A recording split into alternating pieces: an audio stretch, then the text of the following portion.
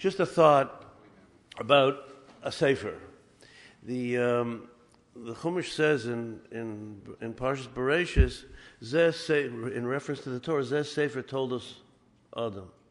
So what does that mean exactly? Rashi says it's Sfiras Dvorim. It's, saying things over. But Torah's not a history book, so what does it really mean? Zeh Sefer told us Adam. What does that mean? So there's an interesting Gemara Yerushalmi, and the Yerushalmi in Nedorim has a machlokus between Rabbi Akiva and somebody else, Ben Azai.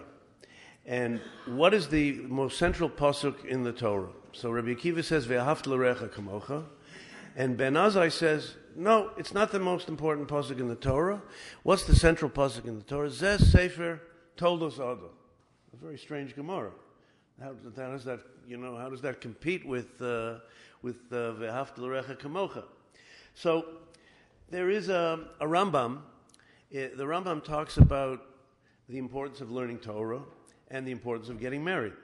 And the Rambam says in one halacha, this is here in Hilchas Ishus, he says in one halacha that a person should first learn Torah and then get married. And even though he gets to the point that he should get married, he is allowed to be mit acher.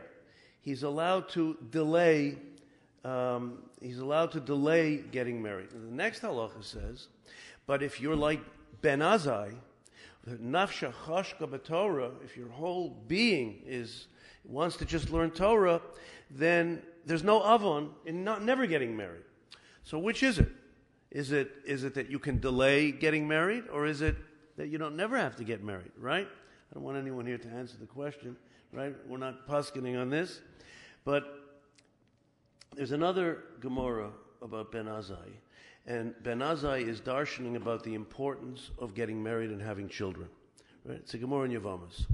And he's darshaning about how important it is to get married and to have children.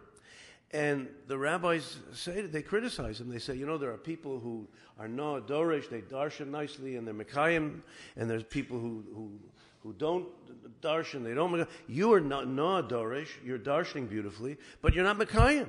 How can you do this? So Ben Azai answers, he says, what can I do? He says, Nafshi chashka b'Torah. That my nefesh, my neshama, my very being desires Torah. So he doesn't really answer the question, right? So what is he saying? So I think he's saying like this, that, and this is actually based on an idea that I once heard from our dear friend and Rebbe, who was taken from this world much too young, Rav Uzziel Malevsky, Zichron Livracha, that the purpose of life, what a person wants from life is a sense of netzach, a sense of perpetuity.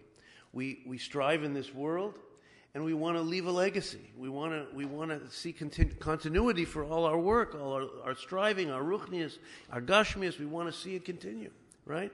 So one way to do that is to raise a family, to marry and have children. That's what Rabbi Akiva is saying. V'ahavta l'recha kamocha. That's the way of society. But Ben Azai is saying, he's not for entering what he does. He's explaining that there are two dinim here. There's two ways of netzach. One way of netzach is to have children, to perpetuate a family. But there's another way. Zeh ha-sefer told us Adam. That learning Torah and teaching Torah to Talmidim, that is also netzach. It's not everybody has the schus of netzach through children. There are many people who don't have children, right? But they also will have netzach. If they learn Torah, their Torah will be netzach. It will be forever. And if they teach Torah to someone else, that is netzach. That's forever. Okay? That's the machlokas between Rabbi Akiva and Ben Azai. So I just want to say, Baruch Hashem, I have wonderful children, as do everybody here, and I'm very proud of my children, and they far surpassed me in everything they do, in their learning, in their midas, and so on and so forth.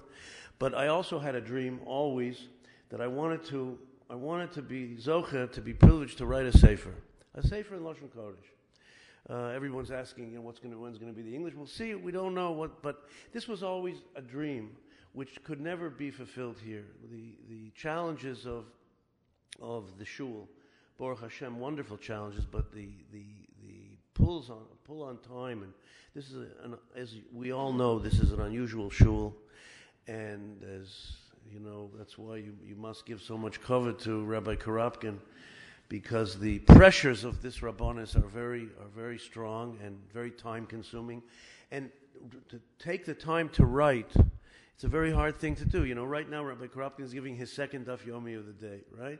So it's very hard. You have to prepare. You know, everybody thinks a rabbi gets up and gives a drush, just rolls up his sleeve and takes drusha number 436, right? So you have to prepare. So I never had the schus of writing, and Baruch Hashem, once I retired, I want to thank you all for giving me the opportunity of reminding myself of some of the things we learned together, and some things that we did not learn together.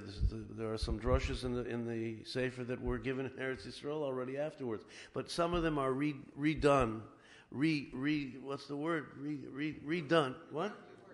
Reworked Thornhill drushes. So really, you're partners in these drushes, because this is a challenging kehillah, and it's a challenge for a rov in this community. You just can't get up and say, you know, stuff from the internet. You know, people want to learn here. You all want to learn. You're Talmidei Chachamim and Ovei Torah and Vakshay Torah, and it's a challenge. And so the Sefer really is a product, not really of my pen. It's a product of your chukah, your desire to learn Torah. So that's really the Sefer told us, Odom, and I want to thank you all for writing the Sefer and being partners in the Sefer. That's it.